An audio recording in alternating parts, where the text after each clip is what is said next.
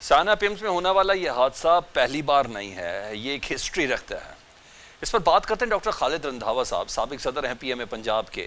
Doctor صاحب، پیمز میں جو آج واقعہ ہوا، ایسا ہی واقعہ اس سے پہلے ساہیوال ٹیچنگ اسپتال میں بھی ہوا، لاہور میں سروسز اسپتال، چلڈرن اسپتال میں بھی یہ واقعات ہوتے رہے، اور تمام سانحات میں ایک ہی طرز کی غفلت نظر آئی۔ آپ کی نظر میں اس تسلسل کی سب سے بڑی وجہ کیا ہے؟ سر دیکھیے، اتنے واقعات ہو چکے۔ آپ نے بڑا اچھا سوال کیا، بہت ہی اچھا سٹارٹ لیا۔ تسلسل، پہلی بات تو یہ ہے کہ دنیا کی آبادی کو تقریباً 7 ارب سے زیادہ ہے۔ کوئی بھی انسانی جذبات رکھنے والا سین پرسن اس واقعے پہ دکھی ہونے سے نہیں رہ سکتا، تھوڑا سا بھی ایموشنز ہے۔ ایک لمحے کے لیے اس ماں، اس بیٹی، اس بہن کا ذہن میں خیال رکھ رہے کہ ان بچوں کی پیدائش زیادہ سے زیادہ 3 سے 4 دن پہلے ہوئی ہوگی۔ 9 مہینے اس ماں نے بچے کو پیٹ میں پالا، ڈیلیور کیا، تو وہ کتنی خوش ہوگی کہ اس کی زندگی کا ایسٹ جو لمحوں میں جل کے خاک ہو گیا ہو۔ اس پہ میں زیادہ بات نہیں کرنا چاہوں گا، کہتے ہوئے تکلیف ہوتی ہے۔ ہمیں سنتے اور کہتے تکلیف ہوتی ہے، تو برداشت کرنے والوں کے ساتھ کیا ہوتا ہوگا۔ اس پہ تو میں اپنی ذاتی رائے ایموشنز کی حد تک تو اتنے ہی دوں گا۔ اگر آگے تسلسل کی بات، میں آپ سے ایز اے صحافی پوچھتا ہوں، ہماری تمام حکومتیں ارسپیکٹو پولیٹیکل ایفیلیشن یا کوئی بھی پرٹیکولر حکومت، کس کے دور میں ہیلتھ کا جو سبجیکٹ ہے یہ پرائرٹی رہا ہے؟ ابھی میں میڈیا رپورٹس پڑھ رہا تھا، میری کوئی 40 سال کی سروس ہے محکمہ صحت میں، میں نے 3 اسپتالوں کا ہیڈ کیا ہے، میں ایک ڈسٹرکٹ میں 2 پوزیشنوں کو میں نے ہیڈ کیا ہے۔ یقین کریں ان پوسٹوں پہ بیٹھ کے ہم عوام کے سامنے جھوٹ بولتے رہے۔ آج بھی میرے سکسیسر جھوٹ بول رہے ہیں۔ ورک لوڈ اگینسٹ ریسورسز، کوئی مائکا لا کے اس پہ اپنا کمپیریزن تو دے دے۔ سسپینڈ کر دیں، مار دیں، گولی مار دیں، پرچہ کر دیں، 2-3 مہینے ہاں شور شرابہ، پھر وہی چیزیں، وہی کچھ، یہ تسلسل چلتا رہے گا۔ آج تک کہیں سے مجھے بتا دیں ڈاکٹروں کے ورکنگ آورز گورنمنٹ نے سیٹ کیے ہیں؟ اگر سیٹ کیے ہیں تو کیا ان پہ عمل ہو رہا ہے؟ اگر عمل نہیں ہو رہا تو کیوں نہیں ہو رہا؟ کیا جتنے ہاسپٹل سینکشنڈ بیڈ اسٹرینتھ ہیں کیا سارے انہی پہ چل رہے ہیں؟ میں آپ کو چیلنج کرتا ہوں، جتنے ٹرشری کیئر ہاسپٹل ہیں ملک کے، سارے اپنی سینکشنڈ بیڈ اسٹرینتھ سے 20-50% ابو پہ پرفارم کر رہے ہیں، جبکہ بجٹ ان کو ایکچوئل بیڈ اسٹرینتھ پہ بھی نہیں مل رہا۔ کائنڈلی چیک کر دیجئے کہ ہر ہاسپٹل میں کتنی پوسٹیں خالی ہیں۔ حلف پہ بیٹھ کے، حلف پہ کوئی ہیلتھ پروفیشنل اس وقت جو ذمہ دار پوسٹ پہ ہے وہ بتائیں کہ کیا نچلے درجے میں جتنی بھرتیاں ہوتی ہیں اس میں کوئی میرٹ ہوتا ہے؟ خدا کی قسم نہیں ہوتا۔ کیوں ہم لوگ تو جھوٹ بولتے ہیں اس قوم کے سامنے؟ میری پبلک ٹی وی سے گزارش ہے یا باقی ٹی وی چینل سے بھی، ایک دفعہ لوگ ٹی وی پہ سچ آ کے ہیلتھ ڈپارٹمنٹ کے متعلق سچ بولنا شروع کرتے، یہ سسپینڈ کرنا، فیس سیونگ کرنا، یہ سب حکومتوں کا شیوا رہا ہے۔ میں ایسے واقعات سنا سکتا ہوں جن پہ آپ کو یقین نہیں آئے گا۔ آخری بار جب میں ریٹائر ہوا ہوں تو میں ملک کے سب سے بڑے ہاسپٹل جس میں صرف کورونا کا علاج کیا جاتا ہے، میں اس کا ایم ایس تھا۔ خدا کی قسم 3 مہینے ہمارے پاس تنخواہوں دینے کے پیسے نہیں تھے، دوائیاں تو دور کی بات۔ اور بہت جب میڈیا میں بات آئی تو ایک اینکر نے وزٹ کیا، بڑا ریناؤنڈ اینکر تھا، 1.25 گھنٹے کا میرا پروگرام چلا جس میں تھرو آؤٹ میں کہتا رہا بہت بجٹ ہے۔ اس دن تک ایم ایس کے اکاؤنٹ میں 1 روپیہ بھی نہیں تھا۔ میں کسی کا نام نہیں لینا چاہتا، ڈاکٹر صاحب اور کوئی بات، میں اسی لیے بالکل انٹرپٹ نہیں کیا، آپ نے تو پورے سسٹم کو باقاعدہ ننگا کر کے چھوڑ دیا، صحیح معنی میں ریئلٹی چیک دیا کہ جب آپ سیٹ پہ بیٹھے تھے تو احکامات کیا تھے اور کیا کہنا تھا، آج جب سیٹ پہ نہیں تو اصل حقیقت بھی اس وقت سامنے آ رہی ہے۔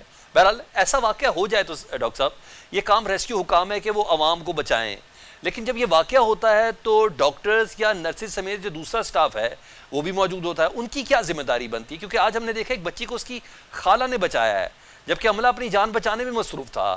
اس پر ذرا تھوڑی روشنی ڈالیں، آپ لوگوں کی کیا ذمہ داری ہوتی ہے؟ یہ آپ کا سوال بھی بڑا پریکٹیکل ہے کہ ہم جب ہسپتالوں میں کام کرتے ہیں تو ہم دو جذبوں کے تحت کرتے ہیں. ایک تو ہم گورنمنٹ کے ملازم ہوتے ہیں، ہمارا ایگریمنٹ ہے، ہم نے اچھی نیت فل اسپرٹ اور قابلیت کے ساتھ کام کرنا ہوتا ہے. کچھ چیزیں ایسی ہوتی ہیں جو ان سے ہٹ کے انسانیت کے زمرے میں آتی ہیں. اس میں کوئی نرس ہو، کوئی ڈاکٹر ہو، کوئی وارڈ بوائے ہو، کوئی سیکورٹی گارڈ ہو، کوئی سینیٹری ورکر ہو، ارریسپیکٹو ہمیں ان ضابطوں سے کہ ہماری یہ ڈیوٹی بنتی ہے کہ نہیں بنتی، ہمیں آگے جانا چاہیے. پہلے ہم انسان ہیں، ہیلتھ پروفیشنل یا ہیلتھ ورکر بعد میں ہیں. اس میں کوئی دو رائے ہی نہیں ہے. when I was the MS اور میں ڈیلنگ کر رہا تھا کرونا کے ساتھ، تو اس وقت میں نے ایک ٹی وی انٹرویو میں کہا تھا کہ ہم نے یا مرنا ہے یا کرونا کو ختم کرنا ہے، کوئی تیسری آپشن نہیں ہے. ایسی سچویشن میں اگر میں ہوتا تو یہ چونکہ میرا ذاتی فیصلہ تھا کہ میں نے جمپ ان کرنا ہے کہ نہیں، خدا کی قسم میں جمپ ان کرتا، ہماری کیوں نہ جاتا. اس میں تو یہ ڈاکٹری سے ہٹ کے، نرسنگ سے ہٹ کے، ہیلتھ کیئر ورکر سے ہٹ کے یہ انسانیت کا مسئلہ ہے. 3 سال کا بچہ آپ کے سامنے جل رہا ہے اور کوئی بھی بھاگ رہا ہے، کوئی بھی، میں کسی کو بلیم دیے بغیر کہوں گا یہ اس میں تو کوئی دو رائے ہی نہیں ہے. اچھا ڈاکٹر صاحب، ایک اور چیز بھی آپ ہیلتھ ایڈمنسٹریشن میں رہے، آج وفاقی سیکرٹری ہیلتھ کو معطل کیا گیا، کیا یہ کافی ہے؟ کیا ساری ذمہ داری انہی پر عائد ہوتی ہے؟ کیا پیمز کی انتظامیہ یا ہیلتھ منسٹر کی کوئی غفلت نہیں؟ میں اس سے ایک پوائنٹ آگے جانا چاہتا ہوں. یہ بالکل سلوشن نہیں ہے کسی بھی شکل میں، یہ صرف فیس سیونگ ہے. میری یہ ریکویسٹ ہے کہ دنیا میں جب بھی بڑے بڑے کرائسس آئے، اب سیکنڈ ورلڈ وار کو دیکھ لیں، اس سے بڑا کرائسس کوئی نہیں تھا اس دور میں.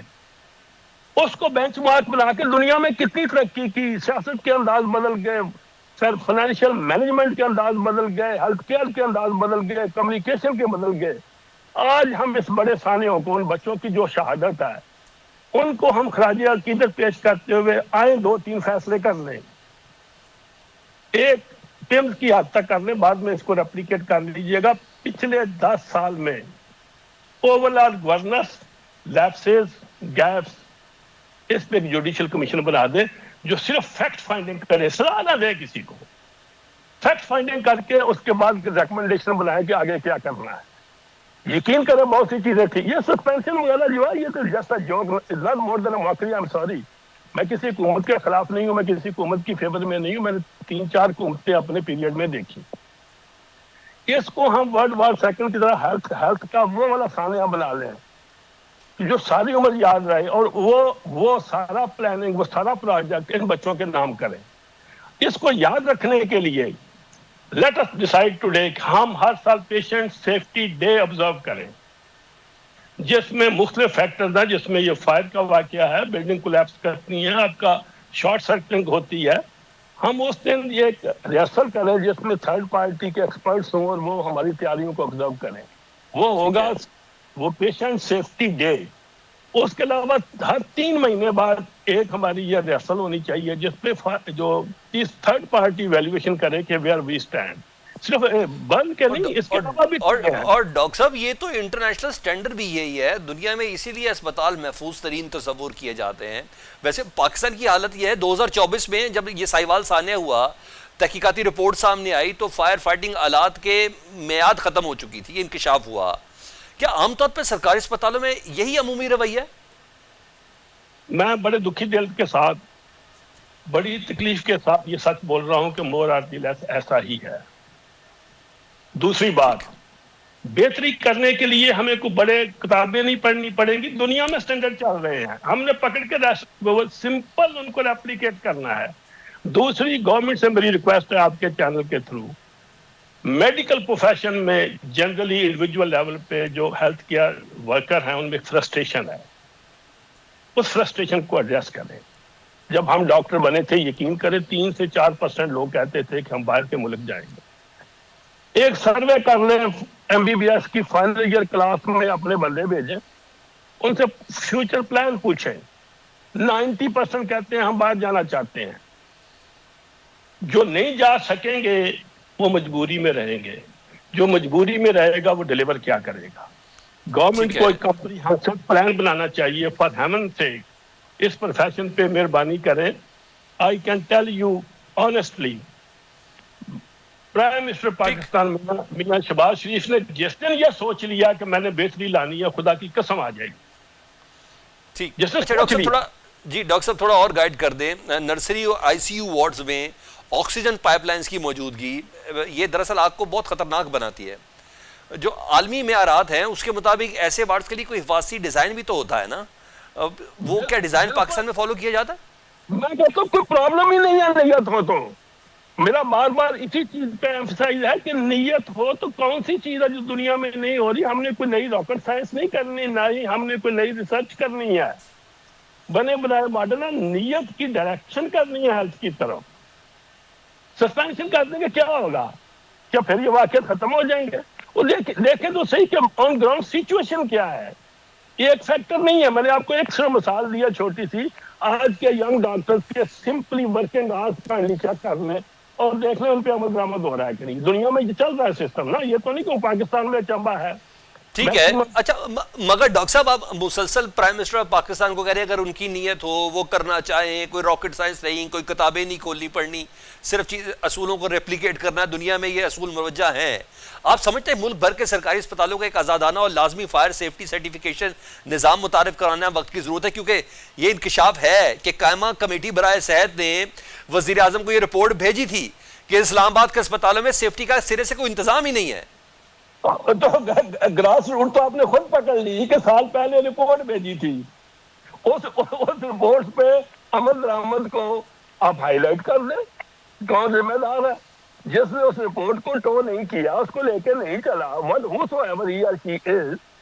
اس کو پکڑ لیں. ملزم تو آپ نے خود پکڑ لیا. اس میں تو لمبی چوڑا مسئلہ ہی کوئی نہیں ہے. رہ گیا مسئلہ اسٹینڈرڈ کا.